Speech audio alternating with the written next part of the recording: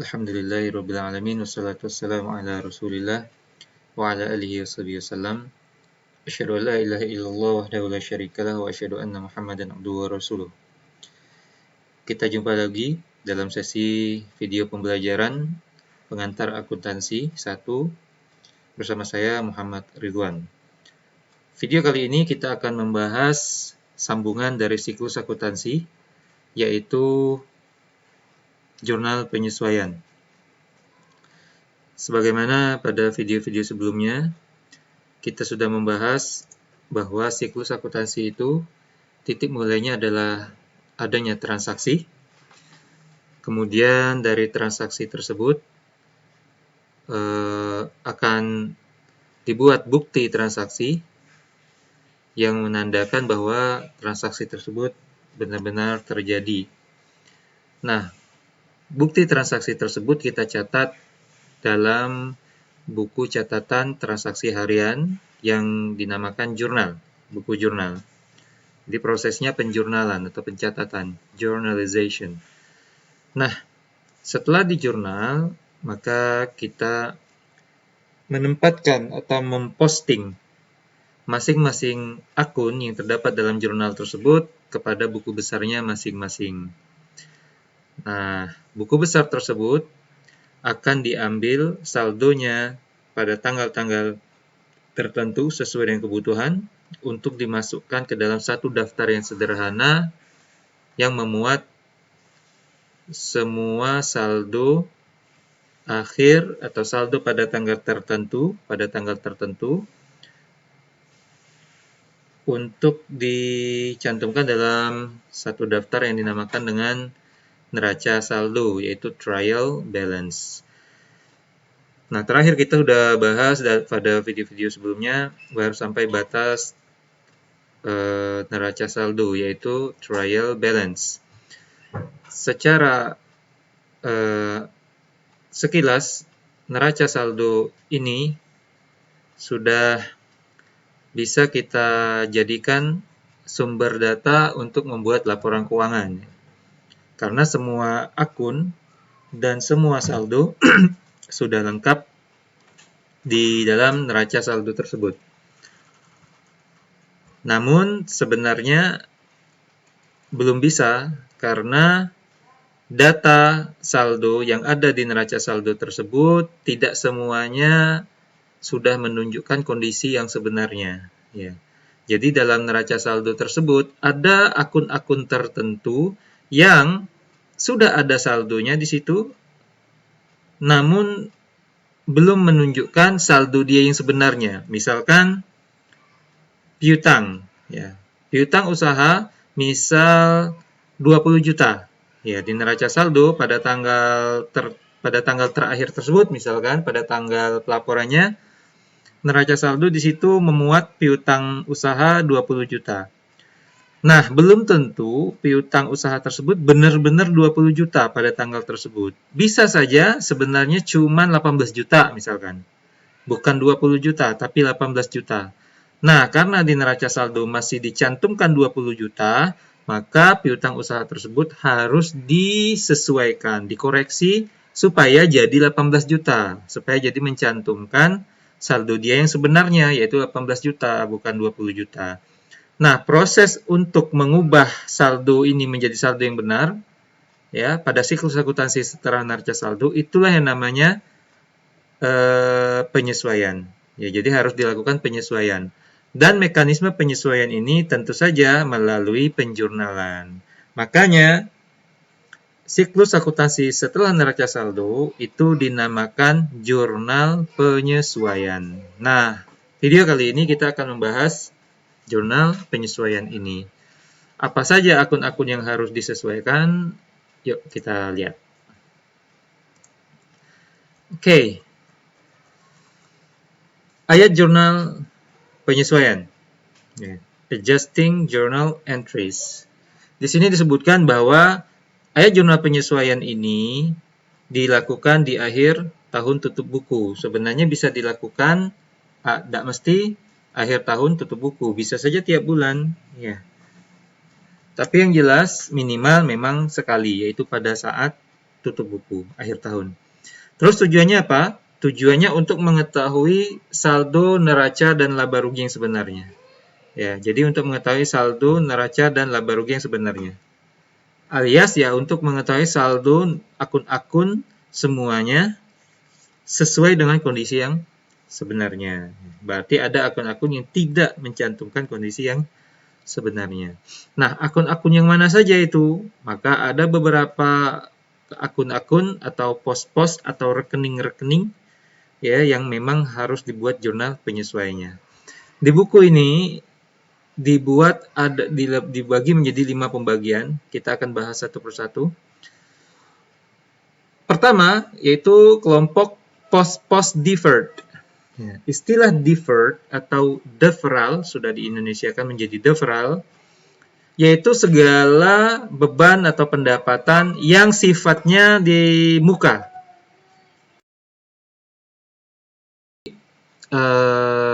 Ada dua di sini, yaitu beban dan pendapatan. Kalau beban, berarti dia dibayar di muka. Jadi seluruh beban-beban yang dibayar di muka, alias dibayar dahuluan sebelum kita menikmati apa yang kita bayar tersebut, itu termasuk pos deferral yang harus dilakukan penyesuaian setiap akhir tahun atau akhir bulan sesuai kebijakan perusahaan. Bahasa Inggrisnya prepaid expenses atau deferred expenses. Ya, beban-beban yang dibayar di muka. Banyak ini ya. Contoh beban sewa gedung dibayar di muka. Beban sewa kendaraan dibayar di muka atau sejenisnya. Beban asuransi dibayar di muka. Mungkin juga beban listrik dibayar di muka dan sebagainya. Ya. Intinya beban-beban yang dibayar di muka ini termasuk pos deferral yang harus kita buat jurnal penyesuaiannya. Dan yang B, yang kedua, pos deferral itu sebaliknya juga bisa pendapatan. Ya, bisa juga pendapatan. Nah, namanya pendapatan ya bukan dibayar, tapi diterima. Namanya pendapatan diterima di muka. Ya, bahasa Inggrisnya unearned revenue atau deferred revenues. Apa saja pendapatan-pendapatan diterima di muka? Ya banyak juga. Misalkan kita menyewakan sesuatu kepada orang, maka misalkan ke gedung nih, pendapatan sewa gedung diterima di muka. Kalau kita menyewakan kendaraan, ya pendapatan sewa kendaraan diterima di muka. Dan sebagainya. Nah, kita bahas dulu untuk video kali ini, yaitu pos-pos deferral yang dua ini. Oke. Pos-pos deferred yang pertama yaitu beban dibayar di muka. Nah, di sini disebutkan bahwa beban dibayar di muka ini pada akhir periode harus diperjelas lagi. Berapa yang harus dibebankan pada periode yang bersangkutan, alias berapa yang memang betul-betul sudah menjadi beban pada periode tersebut, dan berapa yang masih berupa harta pada periode yang akan datang, alias memang masih dianggap dibayar di muka, belum jadi beban, belum dipakai. Nah, contoh di sini asuransi dibayar di muka, iklan dibayar di muka, termasuk perlengkapan juga. Nah, terkait beban yang dibayar di muka ini, ketika terjadinya, ada dua cara kita mencatatnya dalam jurnal. Ada dua metode. Jadi ketika terjadi beban ini, bagaimana cara kita mencatatnya? Ada dua cara. Nah, dua cara atau dua metode ini itu akan menentukan bagaimana kita membuat jurnal penyesuaiannya nanti di akhir periode. Jadi kalau kita pakai cara yang A, nanti penyesuaiannya kayak gitu. Kalau kita pakai cara yang B, nanti penyesuaiannya kayak gini. Itu ya, berbeda. Nah, di sini ada dua cara. Yaitu pertama dicatat sebagai harta atau aset. Kalau dia dicatat sebagai harta atau aset, maka itu dinamakan pendekatan neraca. Kenapa? Karena harta, aset ini akan dilaporkan di neraca, ya, atau laporan posisi keuangan. Jadi neraca itu nama lainnya itu laporan posisi keuangan. Atau bisa juga ketika beban tersebut terjadi dan kita catat, bisa juga kita catatnya sebagai beban, bukan harta, tapi betul-betul sebagai beban. Ya. Nah, ini dinamakan pendekatan laba rugi. Kenapa? Karena beban memang nanti akan dilaporkan di laporan laba rugi. Ya, laporan laba rugi. Nah, bagaimana dalam aplikasinya? Ayo kita lihat contoh. Contoh nih, misal pada tanggal 1 November 2006 dibayar polis asuransi untuk 6 bulan sebesar 600.000. Jadi kita bayar asuransi untuk 6 bulan ke depan pada tanggal 1 November. Berarti kita bayar 600.000 ini untuk bulan apa saja? Mulai dari 1 November sampai 6 bulan ke depan. Berarti November karena dimulai dari tanggal 1, berarti November termasuk ya. November, Desember 2006, 2. 3. Januari, Februari, Maret, April. Berarti mulai dari tanggal 1 November sampai bulan April habis. Ya, sampai akhir April, November, Desember, Januari, Februari, Maret, April. Ya, sampai dengan tanggal 30 April atau 1 Mei 2007-nya, bulan depan. Jadi 6 bulan yang kita bayar dari tanggal 1 November itu sampai 1 Mei atau 30 April, sama aja lah ya. Nah, karena kita bayarnya 1 November 2006, misal berjalanlah bulan November berlalu, ya, bulan Desember berlalu. Nah, pada tanggal 31 Desembernya kita kan mau bikin laporan keuangan. Kita mau tutup buku.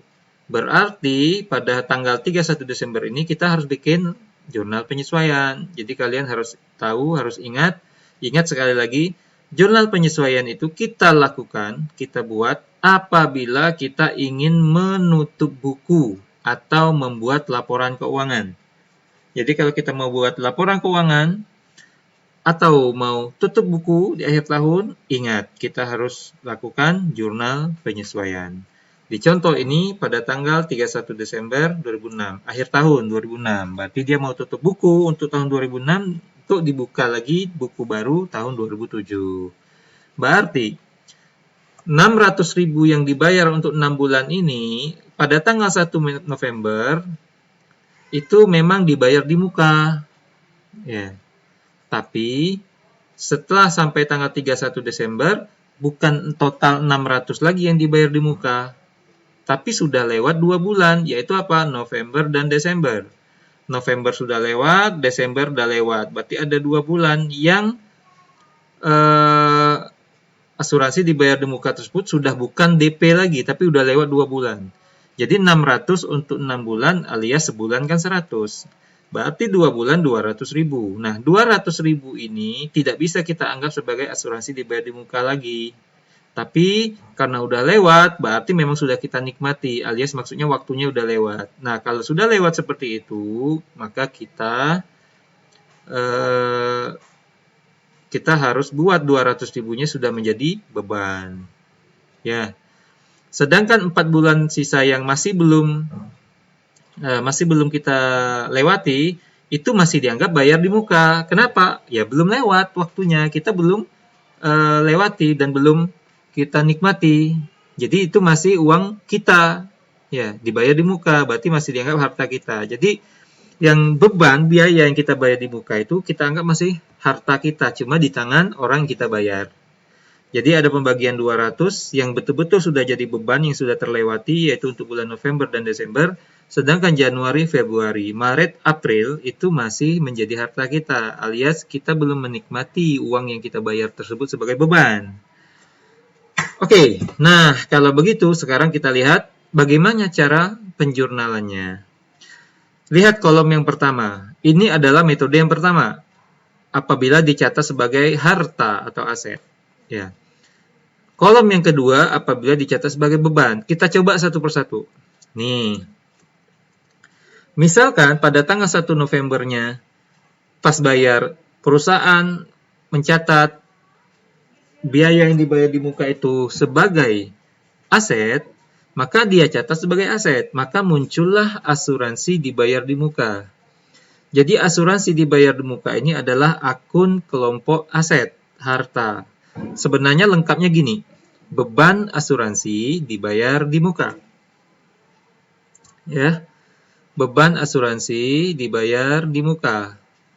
Itu kalau mau lengkapnya. Jadi, kalian harus teliti apabila ada akun beban asuransi dibayar di muka atau beban sewa dibayar di muka. Jangan kalian langsung terburu-buru menganggap ini akun kelompok beban. Belum tentu. Baca dulu sampai habis rekening tersebut, baru kalian putuskan, baru kalian identifikasi ini akun apa gitu. Karena mentang-mentang diawali beban, berarti beban. Belum tentu. Ya. Tahu-tahu misalkan di belakangnya ada tulisan dibayar di muka, berarti dia bukan beban. Ya. Beban yang dibayar di muka itu aset harta. Ya, jadi jangan salah ya. Nah, misalkan di sini beban asuransi dibayar di muka, berarti dia aset. Ya. Karena kita baru bayar 600.000 di muka, berarti kita ada aset baru. Yaitu apa? Asuransi dibayar di muka. Atau beban asuransi dibayar di muka. Sering memang beban asuransi dibayar di muka, atau beban sewa dibayar di muka, itu tuh kata-kata bebannya dihilangkan. Ya, untuk mempersingkat. Sehingga dihilangkan, diringkas menjadi asuransi dibayar di muka, sewa dibayar di muka, dan sebagainya. Tapi kita udah paham bahwa itu kalau udah istilah dibayar, berarti itu beban. Ya. Tapi karena dia dibayarnya di muka, berarti dia beban yang dibayar di muka, berarti dia aset harta ya. Oke, jadi pada tanggal 1 Novembernya muncullah aset baru. Kita catat jurnal, asuransi dibayar di muka di sebelah debit, ini sebelah debit ya. Kreditnya kas, ya. Jadi kasnya berkurang karena dia termasuk aset. Kalau berkurang ya taruh di kredit, ya ini K. Kenapa kas berkurang 600.000? Ya kan karena dipakai buat bayar asuransi. Sehingga jurnalnya asuransi dibayar di muka di sebelah debit 600.000, kas di sebelah kredit karena dia berkurang 600.000. Ini kalau dia dicatat sebagai harta. Yang mana maksudnya dicatat sebagai harta asuransinya? Yang ini. Karena dia dicatat sebagai asuransi yang dibayar di muka itu kan harta. Oke ya. Nah, kemudian pada tanggal 31 Desembernya, sebentar, untuk lebih menjelaskan kita contohkan pakai buku besar supaya lebih jelas.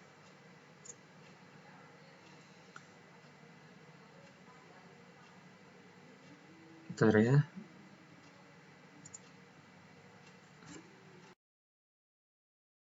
Oke. Kita sambung.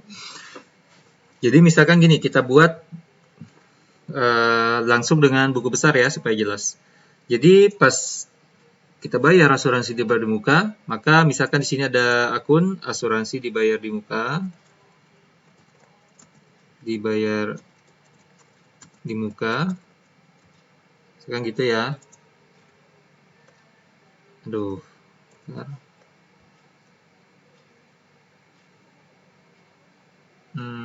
Oke lah, seperti itu. Asuransi dibayar di muka. Susah amat. Sebentar.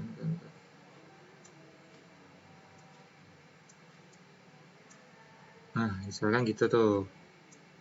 Oke. Asuransi dibayar di muka nih. Karena dia di debit, jadi gini, kita posting. Jadi proses sekali ngajarin posting juga ya.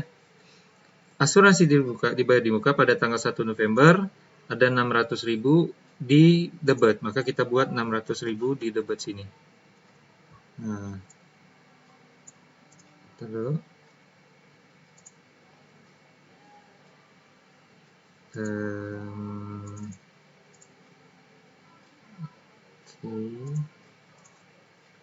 600.000. Kas di kredit 600.000. Misalkan ini kas. Nah, kas di kredit 600.000. Sebenarnya kas di sini sudah ada ya. Sebenarnya kas di sini sudah ada. Sekian di debit pasti. Anggaplah kita di kas ini sudah ada misalkan 50 juta. Misalkan supaya nggak aneh gitu loh. Nah, kita buat posting kas 600.000 di sini. Itu ya. Kas 600.000. Nah, pada tanggal 31 Desembernya kita harus buat jurnal penyesuaian. Kenapa? Karena di buku besar asuransi dibayar di muka saldonya masih 600.000. Pada tanggal 31 Desember masih tercantum asuransi dibayar di muka 600.000, itu salah. Kenapa? 600.000 ini benar, tapi kalau tanggal 1 November kemarin. Karena memang dia masih 6 bulan dan belum kita lewati. Nah, pada tanggal 31 Desember bukan 600.000 lagi. Kenapa? Karena 2 bulan sudah lewat. November dan Desembernya kan udah lewat. Berarti bukan 600.000. Untuk 2 bulan, 200.000-nya udah lewat. Nah, 200.000-nya ini sudah bukan harta kita lagi, alias bukan duit kita lagi yang kita seolah-olah kita titipkan di asuransi. 600 ini sudah terbagi dua, yaitu apa? 400.000-nya benar, masih asuransi dibayar di muka, tapi 200-nya sudah bukan asuransi dibayar di muka lagi. Karena 600.000 ini total untuk 6 bulan, padahal 2 bulan sudah kita lewati, tanggal 31 Desember, berarti 200.000-nya itu harus kita keluarin dari 600.000 ini. Nah, 200.000 ini yang sudah terjadi, yang sudah lewat 2 bulan, berarti bukan harta lagi, bukan asuransi dibayar di muka lagi, tapi dia sudah menjadi beban, udah jadi biaya, karena sudah kita lewati. Berarti akan muncul biaya baru untuk mencatat 200.000. Namanya biaya apa? Ya beban. Beban apa ya? Beban asuransi lah. Ya. Makanya jurnal penyesuaiannya adalah muncul beban asuransi. Kalau beban asuransi muncul, maksud muncul di sini adalah bertambah. Tadi kan belum ada, sekarang jadi ada alias bertambah. Nah, beban bertambah kan di sebelah debit. Makanya jurnalnya adalah beban asuransi di debit. Berapa? Ya sudah kita lewati, ya 200. Gitu, 200. Maka jurnalnya beban asuransi 200.000 muncul. Kreditnya apa? Nih, asuransi dibayar di muka yang 600 tadi, 200-nya kan sudah bukan asuransi dibayar di muka lagi, udah jadi beban. Berarti asuransi dibayar di muka 200-nya harus kita kurangin. Asuransi dibayar di muka kan aset. Kalau dia berkurang, ingat, sebelah mana? Sebelah kredit. Maka asuransi dibayar di muka kita taruh di sebelah kredit, alias berkurang 200.000. Berarti benar ya, asuransi dibayar di mukanya ya berkurang 200.000 karena 200.000-nya memang bukan asuransi dibayar di muka lagi, tapi udah jadi beban.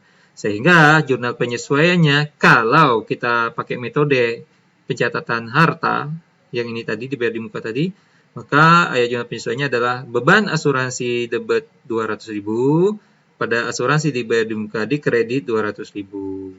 Gitu. Bagaimana implikasinya pada buku besar? Kita lihat, kita langsung posting supaya kelihatan ya. Jadi kalian biasakan seperti itu. Beban asuransi, kita bikin buku besarnya, beban asuransi. Ya, seharusnya ini sudah ada ya di dalam buku akuntansi kalian. Ini kan cuma contoh nih. Beban asuransi tiba-tiba muncul 200.000. Kita posting. Jadi dari sini set kita posting ke sini 200.000. Kemudian kita posting yang kedua, asuransi dibayar di muka di kredit 200.000. Berarti kita taruh di sini di kredit 200.000. Nah, kalau posisinya seperti ini, berarti saldonya berapa? Asuransi dibayar di muka, saldonya sebelah debit 600.000 ini. 600.000 dikurangi 200.000, 600.000 di debit, 200.000 di kredit, berarti masih banyakkan debit kan, sisanya 400.000. Berarti di sini 400.000, inilah saldonya. Nah, untuk kas. Astagfirullah, untuk asuransi dibayar di muka. Asuransi dibayar di muka, saldonya 400.000 di debit. Berapa kas? Misalkan contohnya sudah ada 50.000, ya 50 juta, berarti kurangin 600.000. Berarti 49.400.000. Nah, ini contoh saja. Sebenarnya kas nih nggak begitu ada hubungan dengan pembahasan kita. Beban asuransi berapa saldonya? Ya 200.000. Nah, berarti yang kita jadikan permasalahan di sini adalah yang ini. Yang kita jadikan kesimpulan kita hari ini adalah asuransi dibayar di muka 400.000 di debit yang tadinya 600 sekarang jadi 400.000 dan muncul beban asuransi 200.000 di debit yang tadinya belum ada, masih nol. Sehingga saldo asuransi dibayar di muka yang tadi 600.000 itu kan belum menunjukkan kondisi sebenarnya pada tanggal 31 Desember. Ya, nah sekarang karena kita udah lakukan jurnal penyesuaian, maka dia menunjukkan saldo yang sebenarnya itu 400.000. Dan beban asuransi yang tadi menunjukkan saldo 0 sudah menunjukkan saldo yang sebenarnya 200.000. Maka akunnya sudah siap kita masukkan ke dalam laporan keuangan. Nah, itu maksudnya. Oke. Sekarang kita lihat bagaimana kalau metode pencatatannya pakai metode beban. Nah, kita lihat dulu. Kita coba.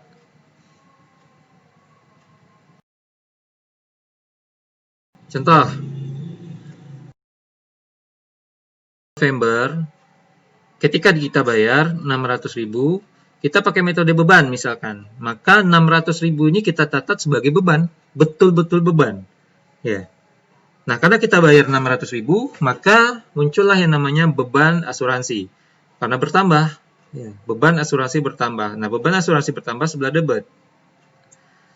Kreditnya ya kas, karena kan kas berkurang karena dipakai buat bayar. Ya, kas berkurang karena dipakai buat bayar. Sehingga muncullah jurnalnya seperti ini, beban asuransi di debit 600.000, kas berkurang di kredit 600.000. Langsung kita posting supaya supaya jelas. Nah, di sini beban asuransi 600.000 di debit, langsung kita taruh sini 600.000. Nah. Kemudian kasnya 600.000 berkurang di kredit 600.000. Oke. Itu pada tanggal 1 November. Nah, berjalanlah bulan, hari demi hari, minggu demi minggu, gitu ya. Bulan demi bulan, sudah 2 bulan. Ternyata cuma 2 bulan. Oke. November berlalu, Desember berlalu. Nah, pada tanggal 31 Desember kita buat jurnal penyesuaian. Kenapa? Karena pada tanggal 31 Desember, beban asuransi masih mencantumkan 600.000. Padahal beban asuransi sebenarnya bukan 600.000. Loh, jadi berapa? Yang jadi betul-betul sudah jadi beban kan baru 2 bulan yang sudah lewat saja, yaitu November dan Desember, 200.000. Iya kan? Seharusnya jadi beban yang cuma kita lewat aja. Berarti yang 400.000-nya kan belum kita pakai. Walaupun udah kita bayar tapi belum kita pakai, belum kita nikmati timbal baliknya. Berarti yang 4 bulan 400.000 itu bukan beban. Kalau dia bukan beban, apa dong namanya? Apa dia? Uang yang kita titipkan ke orang atau kita bayarkan ke orang tapi kita belum nikmati? Ya harta lah. Ya, harta. Berarti itu masih harta kita. Maka 600.000 yang di beban asuransi ini harus kita bagi 2. 200 tetap menjadi beban, 400-nya harus jadi harta. Baru benar. Bagaimana caranya? Dengan penyesuaian. Maka kita lakukan jurnal penyesuaian. Apa jurnal penyesuaiannya? Keluarkan 400.000 dari beban asuransi ini. Ya, keluarkan. Kalau dia bukan beban asuransi, apa namanya? Ya harta, tapi berkaitan dengan asuransi juga. Berarti namanya beban asuransi tapi dibayar di muka. Atau disingkat ini, asuransi dibayar di muka. Maka muncullah di debitnya kita taruh asuransi dibayar di muka 400.000. Gitu. Di kreditnya apa? Nah, beban asuransi tadi yang 600.000 kan 400-nya bukan beban asuransi, belum. Baru 200 yang jadi beban asuransi, 400-nya belum. Berarti 400-nya kita keluarin dari sini. Cara keluarinnya apa ya? Keluarin aja lah, kita taruh di debit, kita taruh di kredit berarti kan? Karena posisinya di debit, berarti kita taruh di kredit 400. Maka di kredit kita taruh beban asuransi 400.000. Gitu ya. Langsung kita posting supaya kita bisa lihat efeknya. Asuransi dibayar di muka 400.000. Ini masih kosong. Kita taruh di debit. Posting 400.000 sebelah debit. Nah, tuh.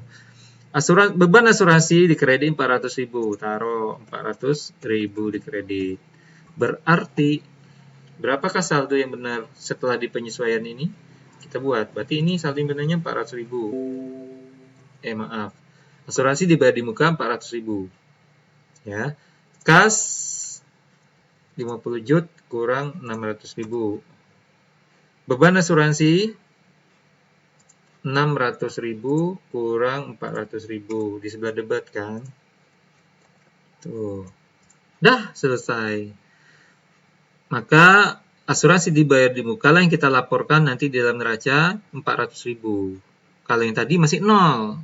Kalau metode ini kan masih 0. Tahu-tahu sekarang muncul 400.000. Beban asuransi yang tadi 600.000 kita laporin cuma 200.000. Maka klop lah dia. Nah, jadi ini dua cara pencatatan, maka penjurnalannya, jurnal penyesuaiannya menyesuaikan dengan cara dia. Metode apa dia dicatat di awalnya ya. Jadi dua metode ini walaupun berbeda, cara mencatatnya dan penyesuaiannya berbeda, tapi hasil akhirnya tetap sama. Kenapa? Dia kan mau menyesuaikan, berarti dia mau mencantumkan saldo yang sebenarnya. Jadi cara apapun, pasti saldo yang benarnya kan cuma satu. Makanya ini dia. Nah, sebenarnya seperti ini. Nah, jadi dua cara tadi sudah saya buat contoh buku besarnya, hasil akhirnya pasti sama. Nih. Asuransi dibayar di muka tadi yang pakai metode sebagai harta di sini ya. Nah, ini asuransi dibayar di muka, hasil akhirnya 400.000, asuransi dibayar di mukanya, kasnya 49.400, beban asuransinya 200. Dengan yang di sini, metode dicatat sebagai beban, ternyata sama. Asuransi dibayar di muka, hasil akhirnya, saldo akhirnya 400, sama kan? Nih. Kas juga 49.400, sama kan? Dan beban asuransi 200. Tuh, tetap sama. Gitu ya. Nah, mudah-mudahan kalian ngerti. Jadi, simpulannya ada dua cara kalau kita mau mencatat suatu beban dibayar di muka. Pertama, bisa kita boleh catat sebagai harta. Yang penting nanti ketika penyesuaian kita sesuaikan sesuai dengan kita nyatatnya kemarin sebagai harta atau bukan. Bisa juga di awal yang kita catat sebagai beban, berarti nanti penyesuaiannya menyesuaikan saja. Berarti dengan cara apabila dia dicatat sebagai beban kayak gini. Jangan kebolak-balik ya. Jangan kebolak-balik. Nah, nanti kalian akan lebih paham dan lebih mudah melakukannya dengan cepat apabila dibarengi dengan banyak latihan. Ya. Yang penting kalian pahami ini nih.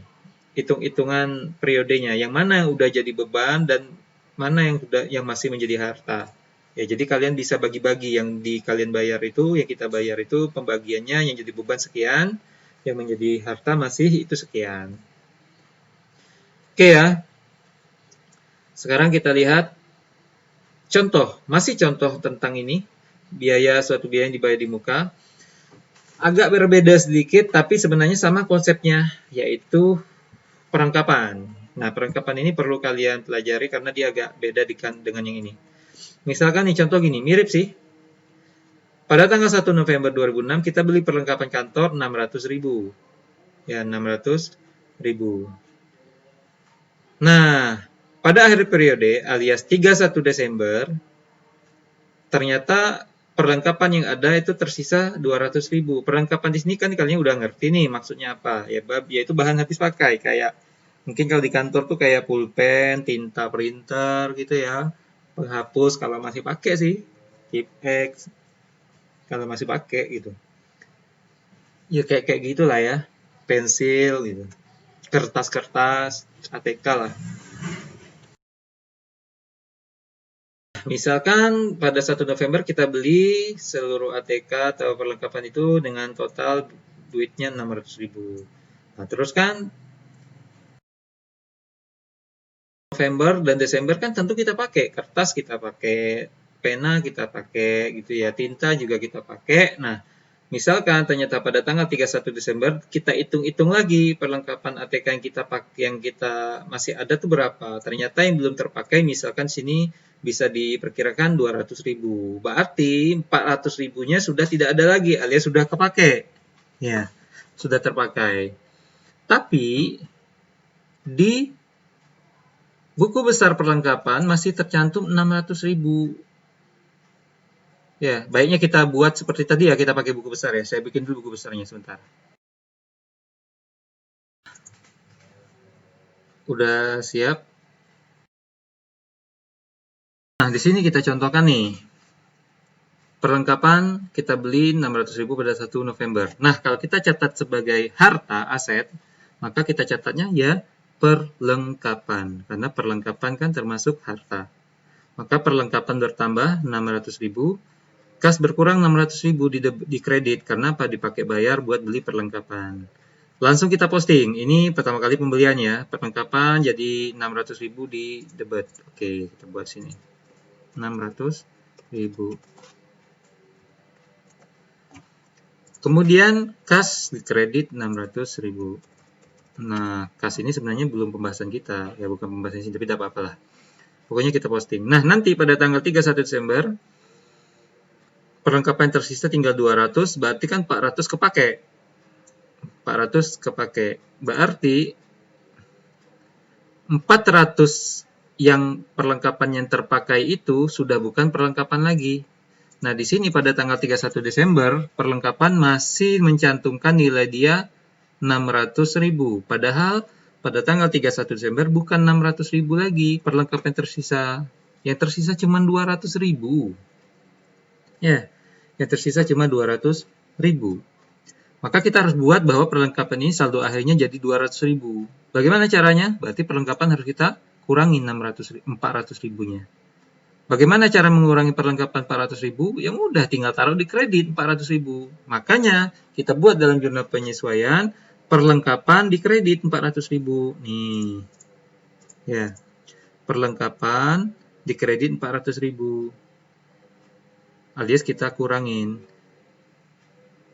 Nah, kalau memang perlengkapan yang 400.000 itu sudah bukan perlengkapan lagi, jadi apa dong namanya? Ya karena udah kepake, berarti namanya beban. Harta kita pakai itu jadi biaya. Biaya apa? Biaya perlengkapan alias beban perlengkapan. Muncullah beban perlengkapan. Muncul beban perlengkapan itu berarti bertambah beban baru, yaitu beban perlengkapan. Beban bertambah ya di sebelah debit karena dia termasuk beban. Maka di debitnya beban perlengkapan 400.000. Sehingga ayat jurnal penyesuaiannya adalah beban perlengkapan 400.000 di debit, pada perlengkapan 400.000 di kredit. Langsung kita posting. Ya, kita posting 400.000 beban perlengkapan muncul. Nih 400.000.